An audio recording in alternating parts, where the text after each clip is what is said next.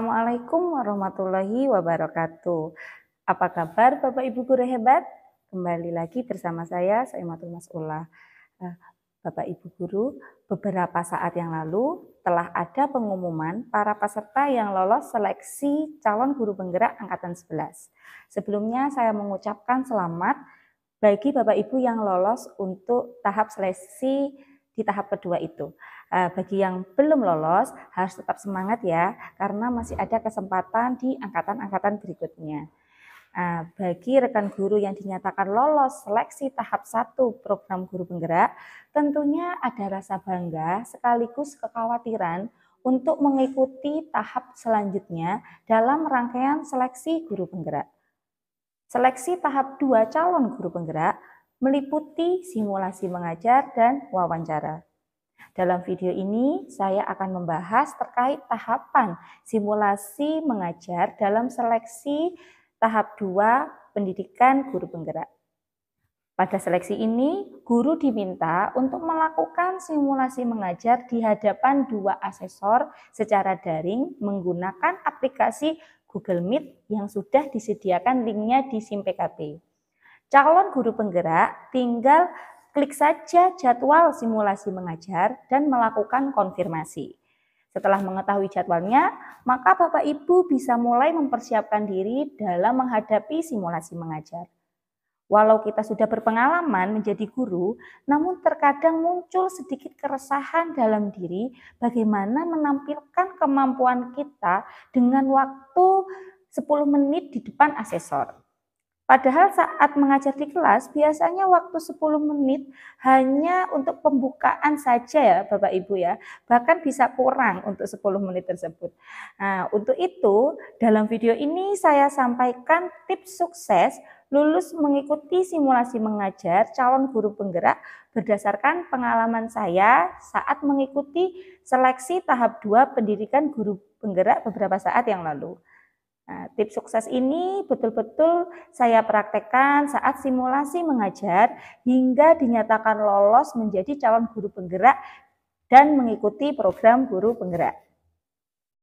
Baik, langsung saja ini Bapak Ibu ada beberapa tips sukses melakukan simulasi mengajar, yaitu diantaranya itu ada persiapan umum. Persiapan umumnya yang pertama yaitu Bapak Ibu terus memantau akun SIM PKB-nya untuk mendapatkan informasi jadwal pelaksanaan simulasi mengajar dan wawancara. Kemudian yang kedua, Bapak Ibu persiapkan ruangan yang nyaman, cukup pencahayaan, minim gangguan dan kebisingan. Yang ketiga, jaringan internet yang stabil. Jadi Bapak Ibu mencari ruangan tempat simulasi mengajar itu yang sekiranya jaringan internetnya itu baik seperti itu Bapak Ibu. Kemudian yang keempat, antisipasi pemadaman listrik dengan mengisi penuh baterai pada gawai yang akan Bapak Ibu gunakan saat simulasi mengajar. Jadi baik baterai laptop ataupun HP itu dalam keadaan penuh ya Bapak Ibu baterainya. Kemudian yang kelima, menyiapkan KTP karena nanti asesor biasanya akan meminta peserta untuk menunjukkan sebelum mulai simulasi mengajar. Kemudian yang keenam adalah cek aplikasi Google Meet apakah sudah berfungsi dengan baik atau belum. Jadi Bapak Ibu bisa sekalian untuk latihan untuk simulasi mengajarnya itu dengan Google Meet-nya. Dibuka dulu Google Meet-nya, apakah ada kendala saat menggunakan Google Meet atau tidak. Sehingga nanti saat simulasi mengajar tidak akan ada kendala serupa terkait aplikasi Google Meet. Persiapan dan hal-hal yang perlu Bapak Ibu perhatikan dalam simulasi mengajar agar berjalan dengan sukses. Yang pertama adalah pelajari kembali RPP yang sudah diunggah saat seleksi tahap 1. Jadi Bapak Ibu bisa mencetak kembali RPP yang Bapak Ibu unggah pada saat seleksi tahap pertama itu. Bapak Ibu juga perlu mempersiapkan ruangan dengan ada papan tulis ataupun media lain seperti kertas manila dan lainnya, sehingga nanti saat simulasi mengajar itu ada media yang digunakan untuk mempermudah Bapak Ibu menuliskan kegiatan pembelajaran. Selanjutnya yang ketiga, menyiapkan materi pembelajaran, media, dan alat peraga sebagaimana tercantum dalam RPP. Jadi Bapak Ibu lihat kembali RPP-nya, apa saja media atau alat peraga yang dibutuhkan dalam RPP tersebut Bapak Ibu segera siapkan. Selanjutnya yang keempat, pelajari langkah-langkah pembelajaran yang tercantum dalam RPP. Bila perlu, Bapak Ibu bisa mencatat kembali untuk langkah-langkah pembelajaran dalam RPP dalam bentuk skenario pembelajaran. Yang kelima, simulasi mengajar itu kan berdurasi 10 menit ya Bapak Ibu ya. Maka dari itu Bapak Ibu perlu untuk memperbanyak latihan dan mengusahakan agar simulasi nantinya itu tidak sampai lebih dari 10 menit. Karena kalau lebih dari 10 menit nanti asesor akan mengakhiri sesi simulasi pembelajaran. Kemudian yang keenam, gunakan aplikasi Google Meet dan ajak teman sebagai asesor untuk menilai kita saat latihan simulasi mengajar. Nah, jadi rekan kita tersebut bisa menilai kita secara langsung terkait simulasi pembelajarannya menggunakan aplikasi Google Meet.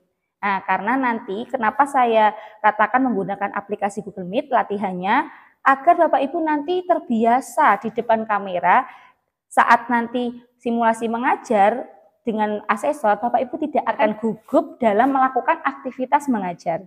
Nah, kondisi latihan sebagai praktek simulasi mengajar sebenarnya itu harus benar-benar Bapak Ibu kondisikan seperti Bapak Ibu mengajar dengan adanya murid di kelas. Nah, jangan lupa Bapak Ibu juga memasang timer agar durasi waktu itu pas 10 menit. Bapak Ibu juga bisa mengulangi latihan sampai terbiasa. Kalau perlu saat latihan juga direkam ya Bapak Ibu untuk bahan evaluasi saat simulasi mengajar. Yang ketujuh, simulasi mengajar Bapak Ibu lakukan senyata mungkin. Nah, seperti yang saya sampaikan tadi, seperti kita melakukan pembelajaran di kelas bersama dengan murid-murid. Aktifkan juga interaksi dan perbanyak kegiatan dengan murid. Intinya adalah berpusat pada murid Bapak Ibu. Nah, karena kegiatannya itu kan seakan-akan ada murid, jadi Bapak Ibu bisa seolah-olah berinteraksi dengan murid sesungguhnya.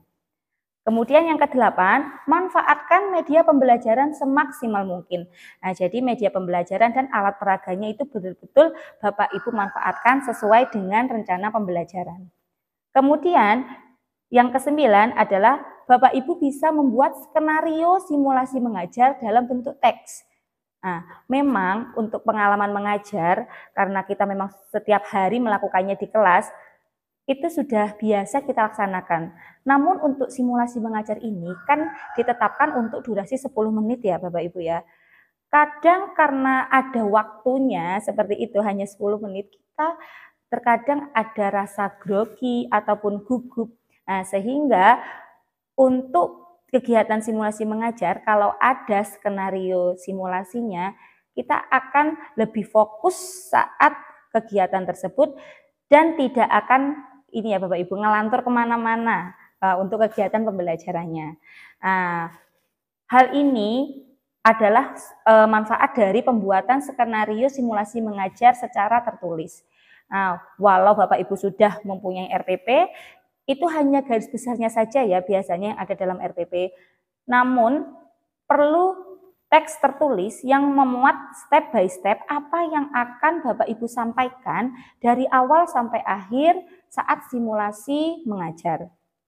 Mulai dari mengucapkan salam pembuka, menyapa siswa, berdoa, persepsi, menjelaskan materi, tujuan pembelajaran, ataupun bahkan Bapak Ibu sudah mempersiapkan nih nama-nama siswanya, misalkan ada siswa yang mau memimpin doa, itu siapa. Jadi dari sesi latihan ini Bapak Ibu benar-benar melakukannya seperti Bapak Ibu melakukan pembelajaran bersama anak-anak seperti itu. Misalkan juga ada pembagian kelompok di RPP-nya. Nah, Bapak Ibu juga siapkan untuk skenarionya terkait dengan pembagian kelompok tersebut. Nah, jadi karena simulasinya itu sudah ada skenarionya, otomatis nanti kegiatan simulasi mengajarnya itu akan lebih terkonsep dengan baik. Dengan skenario ini juga Bapak Ibu bisa mengevaluasi mana yang perlu dirubah dengan menambah atau mengurangi bagian-bagian yang dirasa itu tidak penting Bapak Ibu. Nah, sehingga untuk simulasi mengajarnya itu benar-benar dimanfaatkan 10 menit itu dari awal sampai akhir memuat apa saja yang tertuang di dalam RPP. Dan biasanya pada akhir sesi simulasi, asesor itu akan memberikan beberapa pertanyaan Bapak Ibu. Pertanyaan yang biasanya ditanyakan yaitu adalah kekurangan dan kelebihan pembelajaran yang Bapak Ibu lakukan tadi saat simulasi mengajar. Kemudian ada juga yang ditanyakan yaitu seputar penilaian atau asesmen yang Bapak Ibu gunakan saat mengajar tadi ya Bapak Ibu ya. Dan yang terakhir, apa yang akan dilakukan oleh Bapak Ibu untuk memperbaiki pembelajaran yang telah dilakukan tadi ke depannya. Nah, itu biasanya adalah pertanyaan-pertanyaan yang sering ditanyakan oleh asesor setelah Bapak Ibu melakukan simulasi mengajar. Nah, Bapak Ibu, selain Bapak Ibu fokus pada simulasi mengajar, jangan lupa ya Bapak Ibu menyiapkan hal-hal non-teknis yang mendukung kegiatan simulasi mengajar. Yaitu yang pertama, jangan lupa Bapak Ibu siapkan KTP sebelum simulasi mengajar itu di dekat Bapak Ibu. Jangan sampai saat simulasi mengajar sudah berlangsung, saat asesor menanyakan KTP Bapak Ibu, KTP-nya itu tidak ada. Bapak Ibu mencari terlebih dahulu. Jangan sampai seperti itu ya Bapak Ibu ya. Jadi sebelum simulasi mengajar, disiapkan dulu KTP di dekat Bapak Ibu. Sehingga nanti saat ditanyakan, langsung Bapak Ibu tunjukkan. Kemudian Bapak Ibu memiliki komputer, laptop, atau perangkat elektronik dengan kamera video atau speaker yang baik. Nah, yang juga tersambung ke jaringan internet.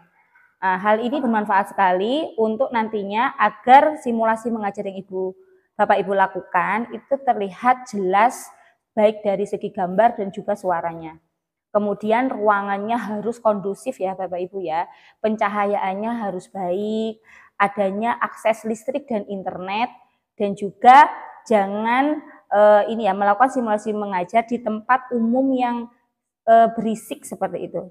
Jadi agar nanti Bapak Ibu bisa lebih fokus saat simulasi mengajar, Bapak Ibu bisa mencari tempat setenang mungkin.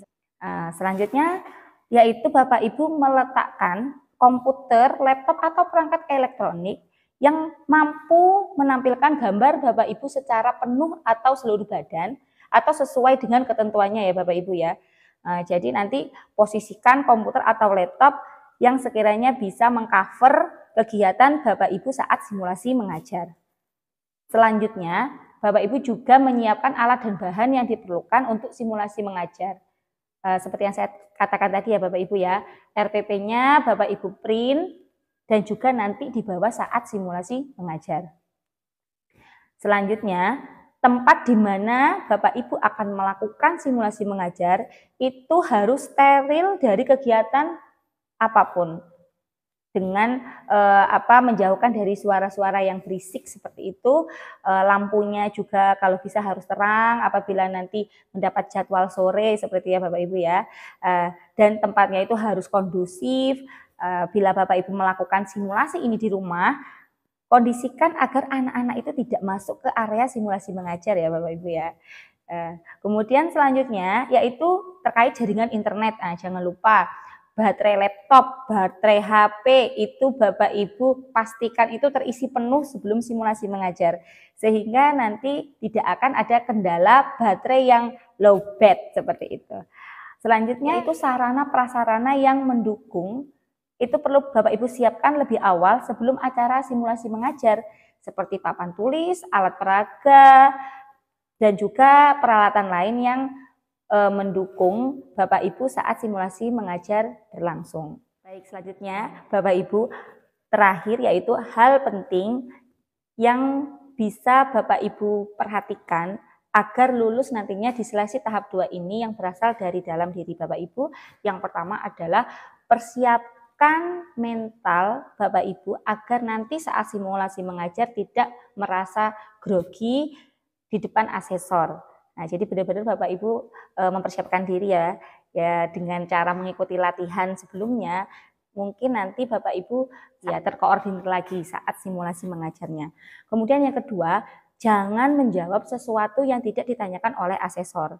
Misalkan asesor memberikan pertanyaan terkait hal yang Bapak Ibu lakukan saat simulasi mengajar, ya Bapak Ibu jawab sesuai apa yang ditanyakan oleh asesor. Janganlah Bapak Ibu menjawab sesuatu yang tidak ditanyakan sama sekali oleh asesor.